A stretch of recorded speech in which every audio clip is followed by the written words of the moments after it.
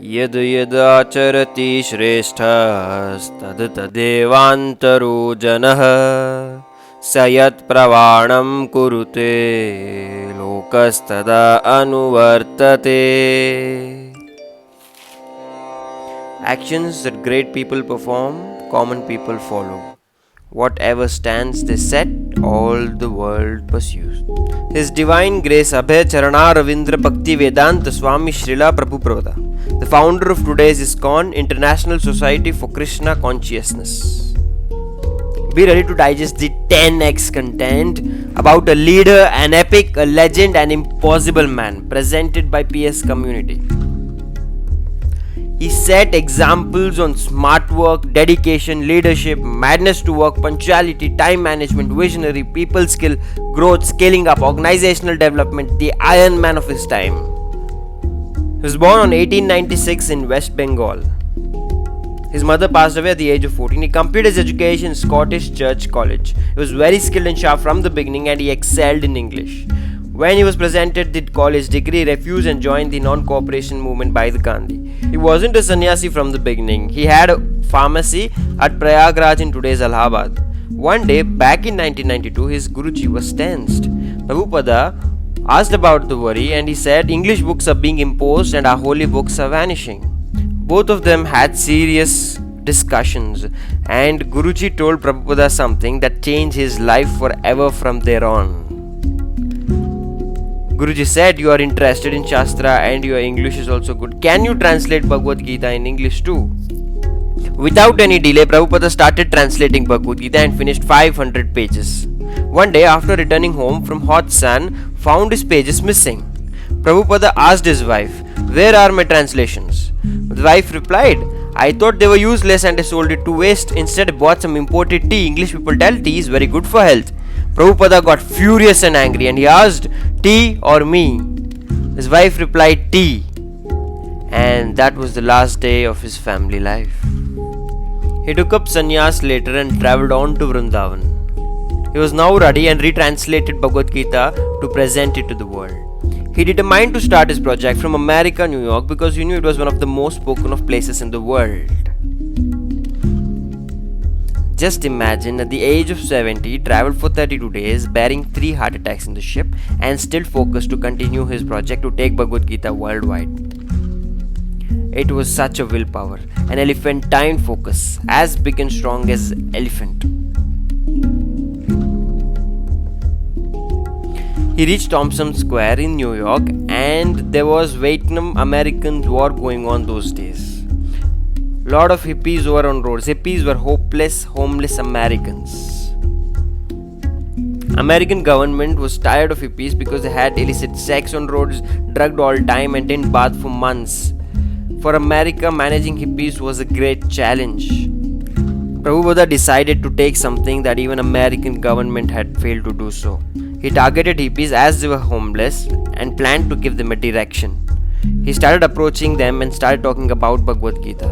And as expected, hippies made fun of him, harassed him, stole his belongings like his favorite typewriter, and didn't allow him to use toilets. It was a Herculean task to cultivate the hippies. One day Prabhupada asked hippies, why do you take drugs? They replied, we like to feel high. Prabhupada replied and said, these are temporary drugs. I have something permanent that will keep you always high. They were very curious if Prabhupada really had one and he offered them spirituality, the learnings from Bhagavad Gita. With time, hippies understood what Prabhupada was talking about and hippies became happies. Hippies kept on becoming his students and at a point, Prabhupada had 10,000 students all over USA. Remember, all this is happening in 1951. Prabhupada was a leader of leaders, a visionary. He sent missionaries all over the world to spread the Hare Krishna movement. They needed funds to scale up. He started writing books on spirituality with the help of students, translated in 25 languages and sold 5.5 crore copies of the books. He also sold agarbattis to raise up some funds. He raised the funds and built Lord Krishna's temples in 6 continents. Everyone in America was puzzled. They were surprised. What Bhagavad Gita, who Arjuna, who Krishna, something that nobody knows about, became popular all over America. American government thanked Prabhupada for cultivating hippies. Ford was one of the leading automobile makers those days, and Alfred Ford, the CEO of Ford, became his student too. His idealistic approach of life influenced many great leaders to join his movement. The rock star George Harrison of the Beatles band was so influenced that he donated his 70-acre property for the Hare Krishna movement. Later on, he sang many Hare Krishna songs in his rock star style. Bhagavad Gita went worldwide. Today, Iskon serves more than 600 countries, including Pakistan, with 12 active Iskon temples. Millions of members are serving Iskon actively full-time. Guess how many? Approximately 10 million. Prabhupada knew that he wouldn't last long and he was old enough, so he used to work for 22 hours with 2 hours of rest. He wouldn't waste a single minute, and that was his dedication. His focus was to give knowledge as much as possible to the world. And even during the last minutes of his death, he was found with the dictaphone recording all the knowledge that he had. His focus was on recording the knowledge he has so the world would benefit. He was focused in recording in dictaphone in spite of being seriously weak. His success bloomed more with time. As I have already mentioned, Iskon is over 600 countries with more than 1 crore active followers. You will be shocked to hear what I'm going to say next. Few of Prabhupada's dream come true. Yes, 10,70,000 meals per day in India alone. This is one of the mega kitchens that serves 90,000 lunches for school kids all around the area. There are many such hygienic mega kitchens all over India. It runs the largest food relief program serving more than 30 lakh school children in the entire world for 6 days a week. In India, it's called the Akshaya Patra movement. Once upon a time, Steve Jobs, the founder of Apple, was also served. Across town every Sunday night to get one good meal a week at the Hare Krishna temple. I loved it. Many powerful leaders follow and support Iskon. Iskon's temple of Vedic Planetarium is the world's largest temple. Cambridge University, UK, Seton Hall University, New Jersey have made Bhagavad Gita mandatory. In fact, many universities in West recognize Bhagavad Gita as must-learn book.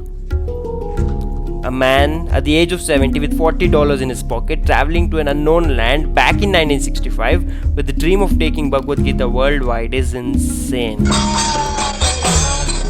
Officially, his death was recorded on 14th November 1977. But such people never die. They are immortal, and I'm sure he has taken birth in your hearts too.